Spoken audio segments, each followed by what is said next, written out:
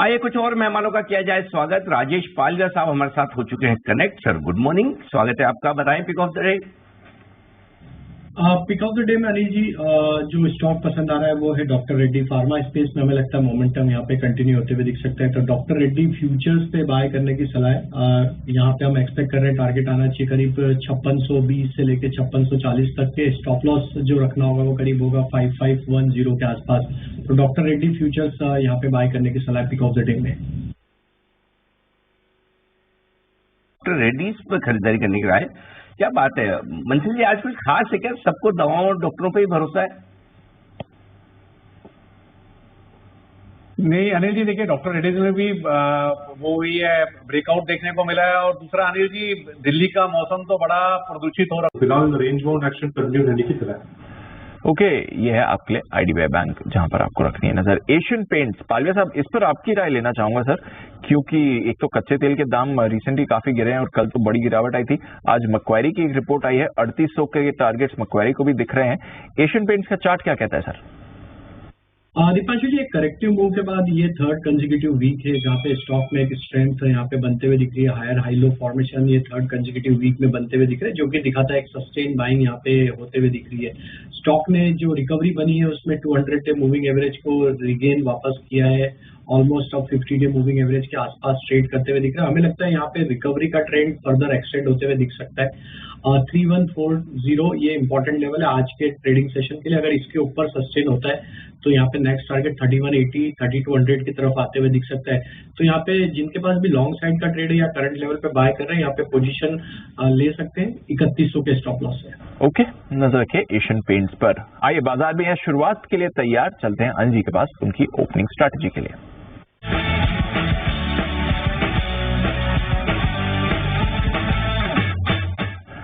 Anil ji, as expected banks और financials पर बड़ा इंपैक्ट आ रहा है सर। 500 पॉइंट नीचे अच्छे मोमेंटम में दिख रहा है, आज आधा % ही सही बट अच्छी मजबूती के साथ खुलने को तैयार है।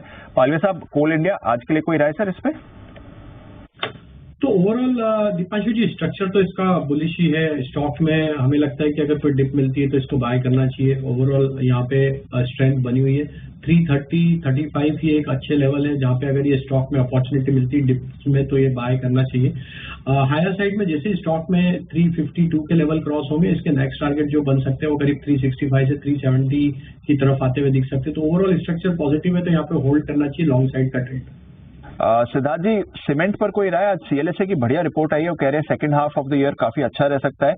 एसीसी पर डबल अपग्रेड है, अंबुजा पर अपग्रेड किया है, आपकी कोई राय सर? दीपांशु, सीमेंट का जो होता है दिसंबर का क्वार्टर। दीपांशु जी, भारत फोर्ज यहाँ पे बाय करने के लिए सलाह देंगे। भारत फोर्ज में अगर देखें तो पिछले 2-3 ट्रेडिंग सेशन में लोअर साइड से एक अच्छी रिकवरी का ट्रेंड यहाँ पे बनते हुए दिखा है। जिस तरीके से स्टॉक यहाँ पे वीकली चार्ट पे प्लेस्ड है, हमें लगता है यहाँ पे एक अच्छा मूव अनफोल्ड होते हुए दिख सकता है। 1095 से लेके 1110 तक के अपसाइड के टारगेट हम एक्सपेक्ट कर रहे हैं। तो भारत फोर्ज फ्यूचर पे बाय करने की सलाह है। स्टॉप लॉस जो रखना होगा वो करीब होगा 1055 का। ओके, ये है आपके लिए भारत फोर्ज फ्यूचर्स, खरीदारी करके चलिए। रिसेंटली स्टॉक मोमेंटम में भी आया है, आज फिर से आपको एक बढ़िया मूव दिखाने की कोशिश कर रहा है। बाजार स्टेबल है, निफ्टी पूरी रिकवरी कर चुका है, एकदम फ्लैट हो चुका है निफ्टी, तो यहाँ से बढ़िया एक्शन आपको आते हुए दिख रहा है। और देखते हैं अगर मूव आगे और स्मार्ट होती है कि नहीं, but recovery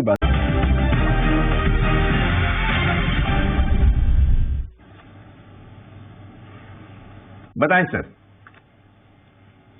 Anil ji, bye करने की सलाह है। HDFC लाइफ में, इंश्योरेंस कंपनी में एक अच्छा मोमेंटम बनते हुए दिख रहा है। तो सारे इंश्योरेंस स्टॉक्स में एक मोमेंटम है। HDFC लाइफ में जिस तरीके से ब्रेकआउट आज होते हुए दिखा है, हमें लगता है HDFC लाइफ फ्यूचर यहाँ पे बाय किए जा सकते हैं। स्टॉक ने अपना प्रीवियस स्विंग हाई का ब्रेकआउट, अक्टूबर के हाई को भी ब्रेकआउट किया है। HDFC लाइफ फ्यूचर में अपसाइड के टारगेट हम प्रोजेक्ट कर रहे हैं 665 से 670 की तरफ। स्टॉप लॉस होगा 640 के आसपास।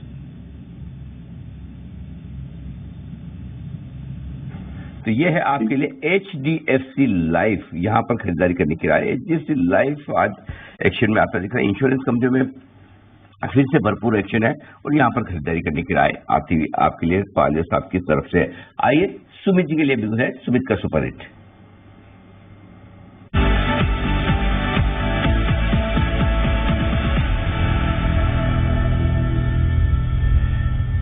और इस बीच सुमित जी आप अपना कॉल देने से पहले बता दूं, डे हाई पर निफ्टी फिर से आता हुआ दिखा है। 19,772 का डे हाई अभी निफ्टी ने बनाया है। बताएं सर। दीपांशु जी, 10 की कमाई में जो स्टॉक पसंद आ रहा है वो है वेरॉक इंजीनियरिंग। स्टॉक में अगर हम वीकली चार्ट पे देखें तो स्टॉक में एक फॉलिंग ट्रेंड लाइन का ब्रेकआउट बनते हुए दिखा है। स्टॉक में एक साइडवेज कंसोलिडेशन के बाद आज जिस तरीके से प्राइस एक्शन बना है नियर टर्म चार्ट पे, ये दिखाता है कि स्टॉक में नेक्स्ट टारगेट जो बन सकता है वो करीब 550-560 की तरफ आते हुए दिख सकता है। तो वेरॉक इंजीनियरिंग पे बाय करने की सलाह है। हालांकि स्टॉक आज 5-6% ऑलरेडी मूव हो चुका है, बट हमें लगता है कि यहाँ पे बाय एंड एक्यूमुलेट किया जा सकता है। स्टॉप लॉस जो रखना होगा वो करीब होगा 485 के आसपास। 560 तक के अपसाइड के टारगेट के लिए वेरॉक इंजीनियरिंग बाय करने की सलाह है। यहाँ पर करनी है आपको खरीदारी।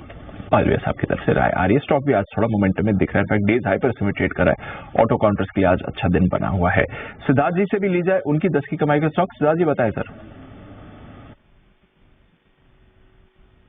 देखिए दीप, ये स्टॉक का काम ही है चलते रहना, और इसका जो प्रोडक्ट है वो चलते रहने का ही प्रोडक्ट है, और वो है टायर्स का। और ये कंपनी है सीएट जो टायर मैन्युफैक्चरर